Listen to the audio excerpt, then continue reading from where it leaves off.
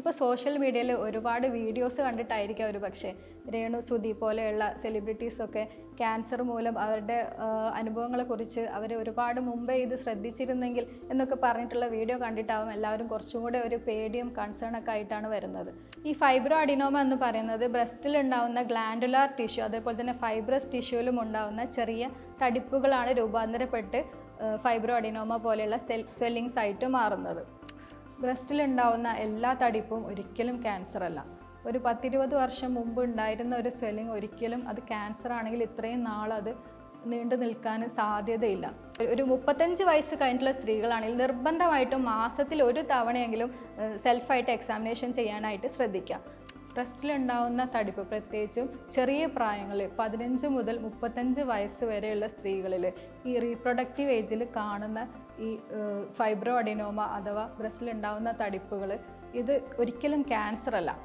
നമുക്ക് വീട്ടിൽ തന്നെ സ്വയം പരിശോധനയിലൂടെ തന്നെ നമുക്കിത് സിമ്പിളാണോ അത് വേറെ വല്ല മുഴകളുമാണോ എന്ന് നമുക്ക് മനസ്സിലാക്കാനായിട്ട് പറ്റും.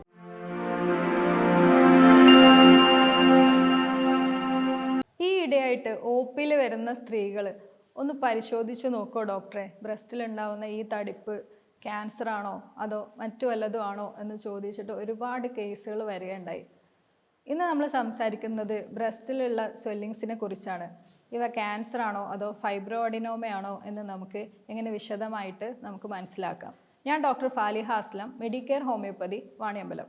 ഇപ്പോൾ സോഷ്യൽ മീഡിയയിൽ ഒരുപാട് വീഡിയോസ് കണ്ടിട്ടായിരിക്കും ഒരു പക്ഷേ രേണു സുധി പോലെയുള്ള സെലിബ്രിറ്റീസൊക്കെ ക്യാൻസർ മൂലം അവരുടെ അനുഭവങ്ങളെക്കുറിച്ച് അവർ ഒരുപാട് മുമ്പേ ഇത് ശ്രദ്ധിച്ചിരുന്നെങ്കിൽ എന്നൊക്കെ പറഞ്ഞിട്ടുള്ള വീഡിയോ കണ്ടിട്ടാവും എല്ലാവരും കുറച്ചും കൂടെ ഒരു പേടിയും കൺസേണൊക്കെ ആയിട്ടാണ് വരുന്നത്. ബ്രസ്റ്റിലുണ്ടാവുന്ന എല്ലാ തടിപ്പും ഒരിക്കലും ക്യാൻസർ അല്ല. ഒരു 10-20 വർഷം മുമ്പ് ഉണ്ടായിരുന്ന ഒരു സ്വെല്ലിങ് ഒരിക്കലും അത് ക്യാൻസർ ആണെങ്കിൽ ഇത്രയും നാളത് നീണ്ടു നിൽക്കാൻ സാധ്യതയില്ല. ബ്രസ്റ്റിലുണ്ടാവുന്ന തടിപ്പ് പ്രത്യേകിച്ചും ചെറിയ പ്രായങ്ങളിൽ 15 മുതൽ 35 വയസ്സ് വരെയുള്ള സ്ത്രീകളിൽ ഈ റീപ്രൊഡക്റ്റീവ് ഏജിൽ കാണുന്ന ഈ ഫൈബ്രോ അഡിനോമ അഥവാ ബ്രസ്റ്റിലുണ്ടാവുന്ന തടിപ്പുകൾ ഇത് ഒരിക്കലും ക്യാൻസർ അല്ല. സാധാരണയായിട്ട് സ്ത്രീകളിൽ ഗർഭധാരണ സമയത്താണ് ഇങ്ങനെയുള്ള തടിപ്പുകൾ കണ്ടുവരുന്നത്. ഈ തടിപ്പ് പലപ്പോഴും പ്രസവത്തോടനുബന്ധിച്ച് പോകാറുണ്ട്. ചിലപ്പോൾ അത് പോകാതെ പ്രസവം കഴിഞ്ഞിട്ട് സൈസ് കൂടി വരുമ്പോഴായിരിക്കും ഇവർ നമ്മളെ സമീപിക്കുക, ഡോക്ടറെ ഇത് വേറെ എന്തെങ്കിലും ആണോ എന്ന് പരിശോധിക്കാനായിട്ട്. അപ്പോൾ നമ്മളിത് പരിശോധിച്ച് നോക്കുമ്പോൾ ഇത് മൂവബിൾ ആയിട്ടുള്ള സോഫ്റ്റ് ആയിട്ടുള്ള സ്വെല്ലിംഗ് ആണ് ഫൈബ്രോ അഡിനോമ എന്ന് പറയുന്നത്. ഇതൊരു റബ്ബറി കൺസിസ്റ്റൻസി ആയിരിക്കും. ഇത് തൊട്ടാലും നമുക്ക് ഫീൽ ചെയ്യാം. ഒരിക്കലും ഒരു കട്ടിയുള്ള ഹാർഡായിട്ടുള്ള ഒരു സ്വെല്ലിംഗ് അല്ല. ഇത് നമ്മൾ തൊട്ട് നോക്കിയാൽ ഇത് അങ്ങോട്ടും ഇങ്ങോട്ടും നമുക്ക് ചലിപ്പിക്കാൻ പറ്റുന്ന ഒരു തടിപ്പാണ്. ഇത് കൂടുതലായിട്ടും സ്ത്രീകളിൽ വരുന്നത് ഈസ്ട്രജൻ ഹോർമോണിൻ്റെ സാന്നിധ്യം കൊണ്ടെന്നാണ് പറയപ്പെടുന്നത്. പലപ്പോഴും മെനപ്പോസ് കഴിഞ്ഞാൽ ഇതിൻ്റെ സൈസ് ചുരുങ്ങാറുണ്ട്. അതുപോലെ തന്നെ ഹോർമോൺ തെറാപ്പി ചെയ്യുന്ന സ്ത്രീകളിലും ഈ ഫൈബ്രോ അഡിനോമ കൂടുതലായിട്ട് കാണുന്നുണ്ട്. ഈ ഫൈബ്രോ അഡിനോമ എന്ന് പറയുന്നത് ബ്രസ്റ്റിൽ ഉണ്ടാകുന്ന ഗ്ലാൻഡുലാർ ടിഷ്യൂ അതേപോലെ തന്നെ ഫൈബ്രസ് ടിഷ്യൂവിലും ഉണ്ടാകുന്ന ചെറിയ തടിപ്പുകളാണ് രൂപാന്തരപ്പെട്ട് ഫൈബ്രോ അഡിനോമ പോലെയുള്ള സ്വെല്ലിങ്സ് ആയിട്ട് മാറുന്നത്. ഈ ഫൈബ്രോ അഡിനോമ പ്രധാനമായിട്ട് 2 ടൈപ്പ് ഉണ്ട്. Fibro adenoma simple fibro adenoma എന്ന് പറയും. അതുപോലെ തന്നെ രണ്ടാമത്തെ ടൈപ്പ് കോംപ്ലക്സ് ഫൈബ്രോ അഡിനോമ എന്ന് പറയും. ഈ സിമ്പിൾ ഫൈബ്രോ അഡിനോമ എന്ന് പറഞ്ഞാൽ പേര് പോലെ തന്നെ ഇതിൻ്റെ സൈസ് വളരെ ചെറുതായിരിക്കും. യൂഷ്വലി 2.5 സെൻറ്റിമീറ്റർ താഴെ സൈസുള്ള സ്വെല്ലിങ്സിനെയാണ് നമ്മൾ സിമ്പിൾ ഫൈബ്രോ അഡിനോമ എന്ന് പറയുന്നത്. ഇനി കോംപ്ലക്സ് ഫൈബ്രോ അഡിനോമ എന്ന് പറയുമ്പോൾ ഇത് വളരെ വലിയ സൈസുള്ള ഫൈബ്രോ അഡിനോമകളാണ്. നമുക്ക് വീട്ടിൽ തന്നെ സ്വയം പരിശോധനയിലൂടെ തന്നെ നമുക്കിത് സിമ്പിളാണോ അത് വേറെ വല്ല മുഴകളുമാണോ എന്ന് നമുക്ക് മനസ്സിലാക്കാനായിട്ട് പറ്റും. ഇത് തൊട്ട് നോക്കുമ്പോൾ നമ്മൾ ആദ്യം പറഞ്ഞ പോലെ തന്നെ സോഫ്റ്റ് ആയിട്ടുള്ള സ്വെല്ലിംഗ് ആയിരിക്കും.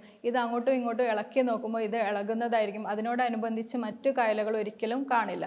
അപ്പോൾ ഓരോ സ്ത്രീയും വീട്ടിൽ നമ്മൾ സെൽഫായിട്ട് എക്സാമിനേഷൻ ചെയ്യാനായിട്ട് അറിഞ്ഞിരിക്കണം. പ്രത്യേകിച്ച് ബ്രസ്റ്റ് ക്യാൻസറൊക്കെ കൂടി വരുന്ന ഈ ഒരു കാലഘട്ടത്തിൽ നമ്മൾ ഇത് ഒരു 35 വയസ്സ് കഴിഞ്ഞിട്ടുള്ള സ്ത്രീകളാണെങ്കിൽ നിർബന്ധമായിട്ടും മാസത്തിൽ ഒരു തവണയെങ്കിലും സെൽഫായിട്ട് എക്സാമിനേഷൻ ചെയ്യാനായിട്ട് ശ്രദ്ധിക്കുക. അപ്പോൾ ഇതെങ്ങനെയാണ് ചെയ്യേണ്ടതെന്ന് നമുക്ക് നോക്കുകയാണെങ്കിൽ ഒരു കണ്ണാടിയുടെ മുമ്പിൽ നിൽക്കുക, അത് അൺറെസ്റ്റ് ആയിട്ട് നിൽക്കുക. എന്നിട്ട് ഈ 2 കൈയും ഇടുപ്പലിന് പുറകിലായിട്ട് വെക്കുക.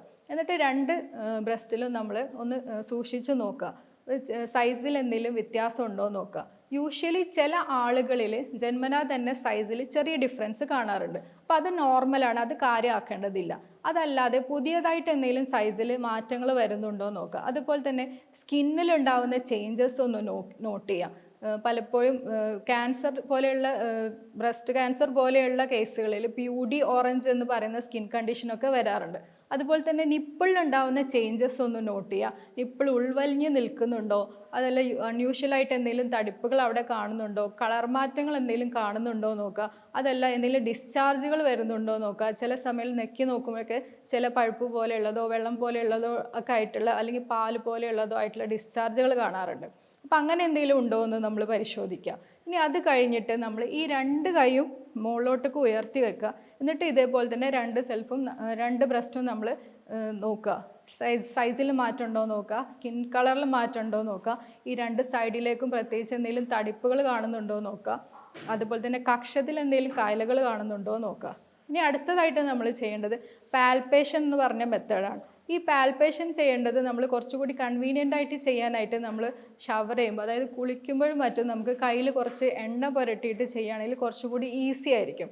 അത് ശ്രദ്ധിക്കേണ്ട ഒരു കാര്യം എന്താണെന്ന് വെച്ചാൽ, പലപ്പോഴും ഇത് ഞെക്കി ഈ വിരലിൻ്റെ അറ്റം കൊണ്ട് ഒരിക്കലും പരിശോധിക്കരുത്. നമ്മൾ ഈ 3 വിരൽ ഇങ്ങനെ വെച്ചിട്ട് നമ്മുടെ ഈ ഫ്ലാറ്റ് ആയിട്ടുള്ള സർഫസ് കൊണ്ടാണ് നമ്മൾ ചെയ്യേണ്ടത്. ഒരിക്കലും ഈ പോയിൻറ്റഡ് ആയിട്ട് ചെയ്യാതിരിക്കുക.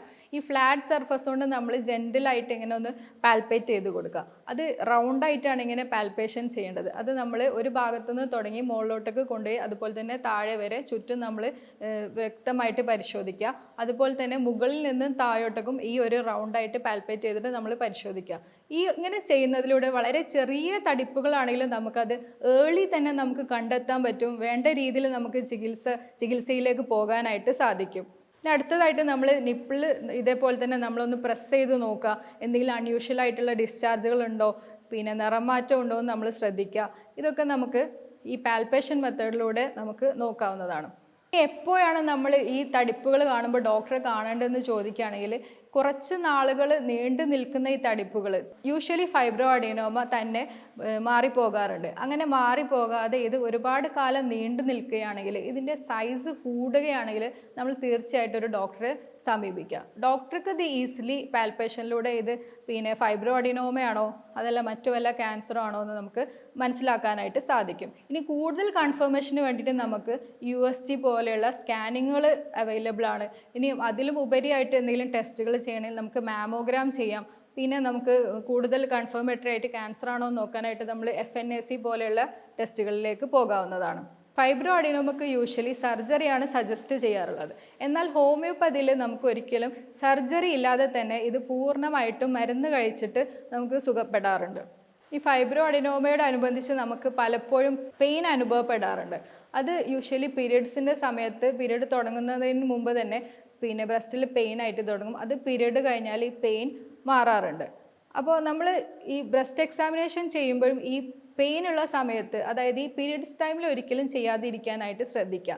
ഇതിന് ഏറ്റവും കൺവീനിയൻ്റ് ആയിട്ടുള്ള ടൈം എപ്പോഴാണെന്ന് പറയുകയാണെങ്കിൽ, പിന്നെ 7th day of menses to 10th day, അതാണ് ഏറ്റവും നോക്കാനായിട്ട് അനുയോജ്യമായിട്ടുള്ള സമയം. 7 മുതൽ 10 വരെ, മെൻസസ് തുടങ്ങുന്ന ഡേ 1 ആയിട്ട് കൂട്ടുകയാണെങ്കിൽ 7 മുതൽ 10 വരെയുള്ള ദിവസങ്ങളാണ് നമ്മൾ ഈ ബ്രസ്റ്റ് എക്സാമിനേഷൻ ചെയ്യാനായിട്ട് അനുയോജ്യമായിട്ടുള്ള സമയം. ഇതുപോലെയുള്ള എന്തെങ്കിലും തടിപ്പ് നിങ്ങളുടെ ശരീരത്തിലുണ്ടെങ്കിൽ തീർച്ചയായിട്ടും നിങ്ങൾ അത് ഒരു ഡോക്ടറെ സമീപിക്കുക. വ്യക്തമായിട്ടുള്ള പിന്നെ പരിശോധനകൾ ചെയ്യുക. അതിനനുസരിച്ചുള്ള ട്രീറ്റ്മെൻറ്റ് നമുക്ക് എത്രയും പെട്ടെന്ന് തന്നെ ചെയ്യുകയാണെങ്കിൽ അതൊരു വലിയൊരു ക്യാൻസർ പോലെയുള്ള മഹാമാരിയിലേക്ക് പോകാതെ നമ്മളെ ലൈഫ് നമുക്ക് സേവ് ചെയ്യാവുന്നതാണ്.